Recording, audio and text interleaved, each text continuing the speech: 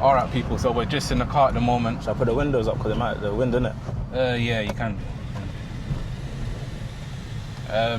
We're just gonna head down to Halfords and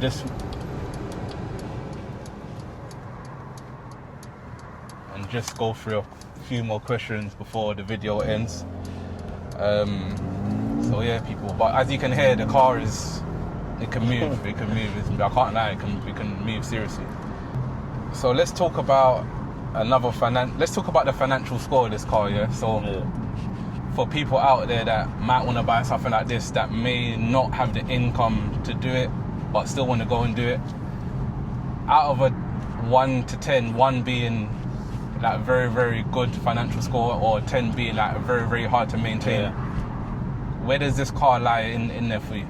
Put yourself in maybe someone who, as I said, he might not have the best finances, but feel like they can afford it. I'll be real. Like, if you can't maintain it, don't bother doing it, because it's like, even me, like I can maintain it, but even at the same time, sometimes I'm like, oh, this is crazy. Yeah. Like the brakes. Like, okay, one thing that I would say is that when they hit you with the do you want warranty, always do it. Always do it, because I done warranty, and that saved me a lot of money. Yeah, especially for a car like this. And it's like you can, like, when they tell it to you on the phone, they might be like, oh, it's gonna cost you $1,500 for a 1 year warranty, whatever the case may be. Yeah. You're better off paying that if you can do it, because one brake is like it's like $1,200. One brake pad is $1,200. That's crazy. Do you get what I'm saying? Yeah. And brakes, especially with the amount that you're driving, that they all wear down. They're wearing. Every time I go for a service, I need new brakes. Yeah.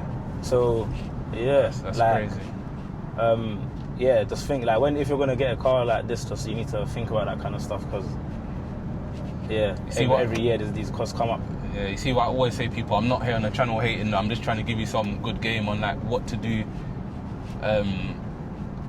financially sometimes. As I said, like, sometimes you can actually make the monthly payment, but are you going to be able to eat food? Are you going to be able to go out and buy clothes that you need if you have a family? Are you going to be able to look after your kids? So I'm not saying all this stuff to be boring, I'm just saying it because, you know, we've been through this stuff. Like, I'm older than my brother, but my brother has also been through this stuff as well, like trying to maybe buy cars that are outside of your budget, or you know, just how to maintain them. That's a nightmare for me, because trust me, like, I really wanted that GLC 43. I really wanted that. But like, it just didn't make sense. And I was just thinking to myself, don't worry, one day, maybe even something better. Do you get what I'm saying? So is that what you're trying to step next in the GL? No, like, that's something, like, I'll be real, I'm not trying to pay more than £500 on a car. I feel like, especially now, like, there's other stuff that I need to be doing in life, and I feel like, obviously, like, I've had a bit of fun with cars. I've driven a lot of different cars in life anyway, so I feel like there's other stuff that needs to come first before cars now. So yeah. And could you ever see us, now that you've obviously you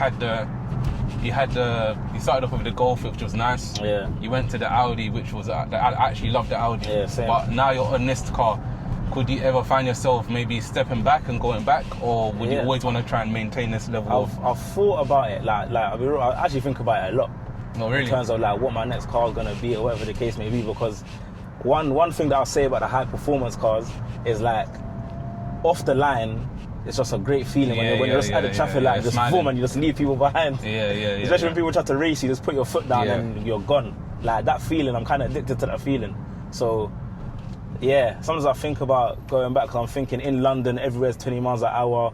You're getting speeding tickets for doing 20, like doing 23 in a 20 zone or whatever. Yeah. I'm just like, I don't know if this is really making sense. Okay. And then on top, one thing, the only thing that I don't like about this car is that it's very low.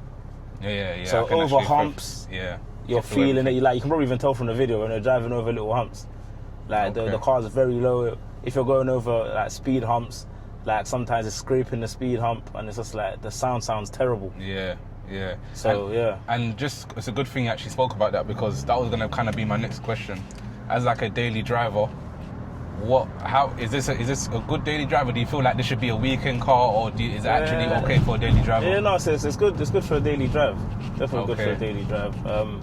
And it's comfortable. Yeah, They're like, sitting in it now. It's comfortable. Yeah, Even though you said it's low, it's comfortable. The seats are nice. Like boot space is good. So. Yeah, no, boot space is actually very good. It's better than the S3. Okay, nice. And in terms of performance, I know that you love the S3, and we spoke about it earlier in the video. What do you think is faster off the line? S3, and the reason I say that is because the S3 is a smaller car, as in smaller, and it weighs less, obviously. So, like these cars are kind of on par in terms of brake horse. I feel like the Audi was like 310, and then this is like 300 and it's between 305 and 307 horsepower. So it's kind of similar, but they're both moving. When I get a little stretch, I'll try to put my foot down. But yeah. And also, so we spoke about like what you should look out for in the person buying a car, kind of like what financial position they should be in. Yeah. Who do you think should be like the people that are buying this car? Like, is it young professionals, like family people? I wouldn't really recommend this as a family car, because like, to be honest, like I get the whole family in there realistically, but at the same time, it's especially in the back, like it can be a bit cramped. I'm not even the tallest guy, but the way I'm sitting, like at the back, you might not have the most space if you're a tall person. So but like this car, I don't know, like anyone can get it really. Like for me, it's just about if you can afford it or not. That's what I would say. Cool, people. And I think the last point I want to touch on is, on my channel I had a video go kind of semi-viral for like the amount of subscribers and that I've got, and it was about a guy that I work with. He's another post person, and he had a BMW M4. Crazy as a post person, doesn't make sense. And he told me he was spending £150 a week on petrol. Obviously now on the video I put downgraded to a Toyota Corolla, so that's his new car. And a lot of people are saying no, he's actually upgraded. Then there's people saying no, it is a downgrade. So in that situation, what do you like? What's your thoughts on it? What do you think someone should do? Do you feel like he was right to downgrade, or should he have kept it? No, to be honest, like people just need to do what makes sense for them. Like £150 on petrol is mad. Obviously there is context where he was always on the motorway every day after work, but it's more on the point of being like a post person and having a car like that. Obviously we know, I know him on more of a deeper level. I know that his family are into cars, so that's kind of how he got in it. That's what I'm trying to say. See, for me, it's like, whatever job you have or whatever, like if you can actually afford the car and you like cars, then go for it. Why not? No, of course. Do you get what I'm saying? Of course. But if you felt like you needed to get a Toyota Corolla, like I feel like that's a drastic change. Like if I was driving an M4 to go to that, I don't know if I could do that. But if it's making sense to do that financially, then it has to happen. Because like the worst thing is putting yourself in a position, like you said, where you're struggling. You can't even go out to eat. You can't buy your children shoes because you want to keep your car. That's mad. No, definitely. Because I've even been in that position where I'm in a position where I could get something nice, but then having kids now, I have 2 kids, so it's like thinking about things what they need on a daily basis and making sure that they're correct. So you kind of had to just hold on that one. But these people, they already know what I drive. I show the car all the time, and kind of like my decision to why I got it. So.